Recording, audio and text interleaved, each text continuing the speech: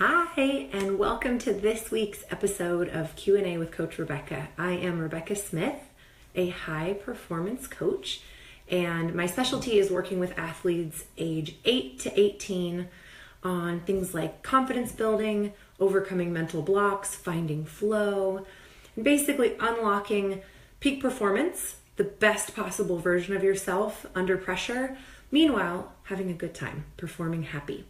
So today I'm answering a question from an athlete, a gymnast who emailed me this week.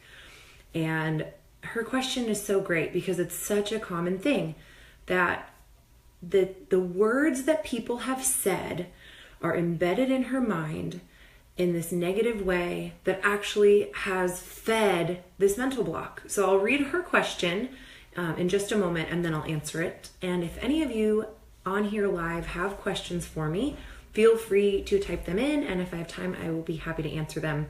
Typically, I give priority to members of the Perform Happy community, but if you're on here live and I have a second, I would be happy to answer your questions.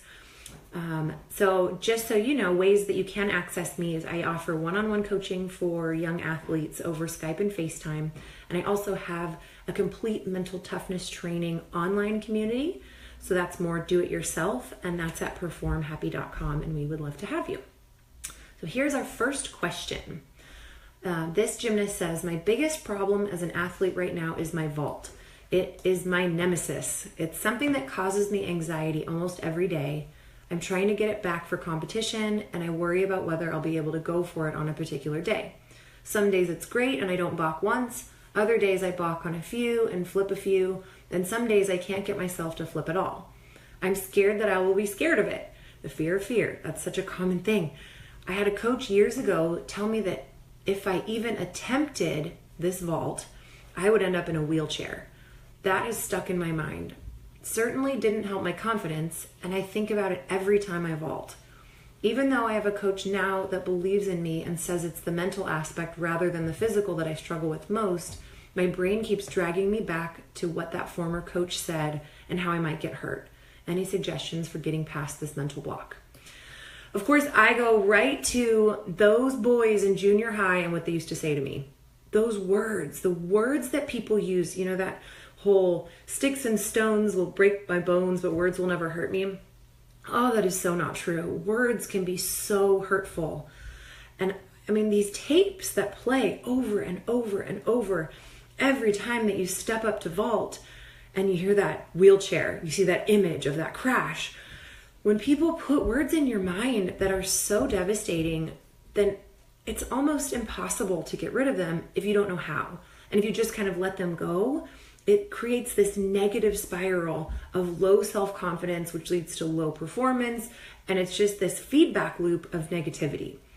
And one of the main causes of a mental block is self-talk, the way that you talk to yourself, just like it sounds. If you talk to yourself negatively, it creates these performance impediments. It affects your self-esteem. It affects your confidence. It creates this over-analysis, this self-doubt. What do I do? And what if this? And what if that? This crazy amount of energy that goes into your mind that is then not available for your body to do your training. It weakens your ability to feel like things are possible. And it's one of the main causes of mental blocks and fear. The positive side of self-talk is, here are some benefits. It enhances motivation. It changes the way that you think, the way that you feel. It can change, if you're anxious or nervous, it can change that to feeling relaxed and calm.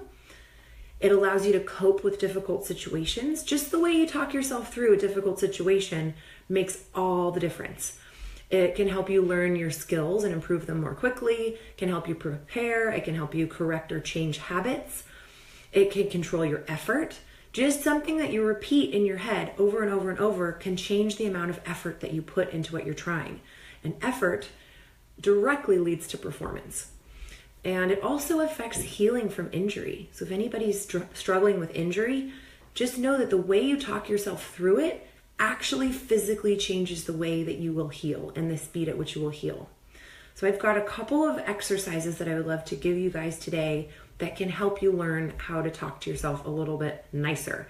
Now, before I go into that, this gymnast also mentioned this fear of fear concept.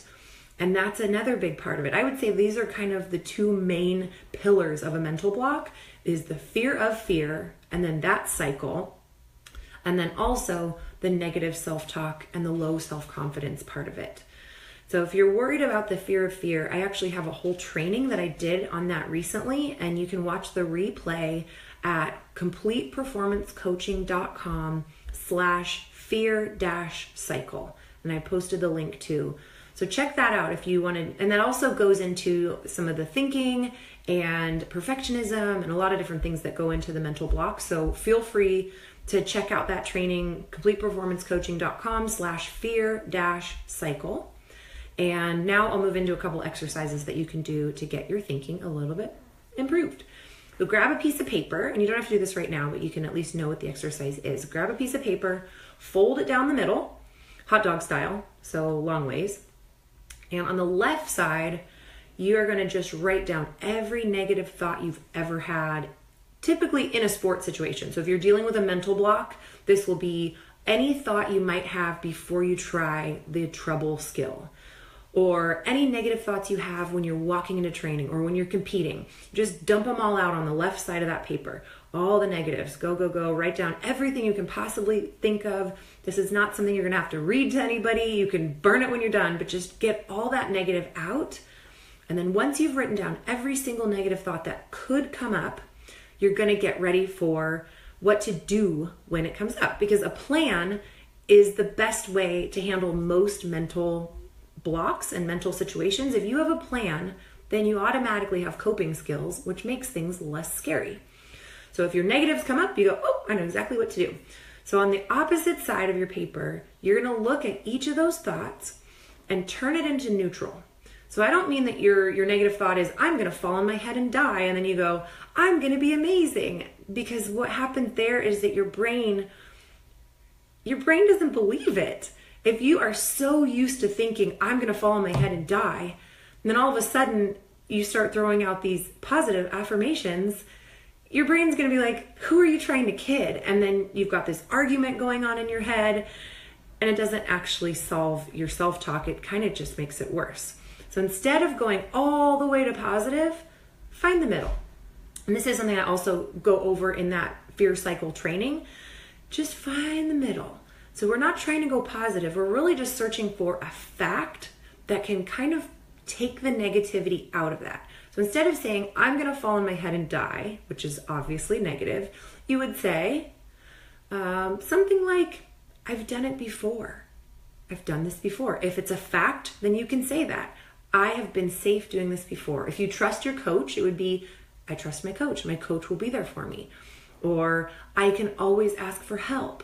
Anything that's a fact that you can 100% say, yes, that's the truth, that's neutral, you use that as something that you can replace the negative with. So go down your list, write something neutral for each thought. And you want to make sure that you don't have any not like, I'm not going to fall on my head, actually won't help because you're still going to think about falling on your head.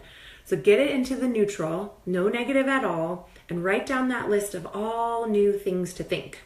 And then when you're done with that, you're going to tear your paper in half, crumble up those negatives. I like to smash them really, really good. And let them go into the garbage. This is another one of my favorite things. It's like to just smash it and then physically let it go. And then you're left with these neutral thoughts. Now you're still going to have the negative thoughts come up because they're so deeply ingrained in your mind. But now you've got this new list. And I actually recommend people read it every single day.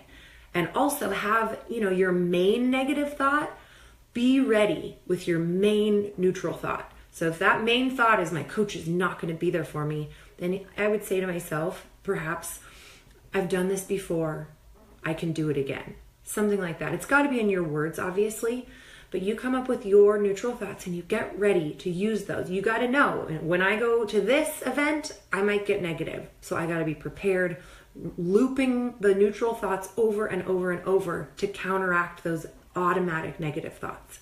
And that alone can start getting you out of the mental block. Now for this gymnast in particular, I have tons of things in the Perform Happy community that will help. I have a whole 6-session series of trainings on the whole fear and mental block thing. A lot of it goes into building confidence and overcoming fear by dealing with self-talk, dealing with negative influences like coaches or teammates, dealing with bullies, filling up your heart so you can feel more confident. So for you, I would definitely recommend join us in the Perform Happy community and check out those fear trainings because they've got a lot of good foundational stuff. And then also members have my one-on-one support through our online forums at all times. Well, I mean, unless I'm asleep. So please join us there. If you have any questions, reach out to me at Rebecca@performhappy.com, and I will be back here next week answering questions.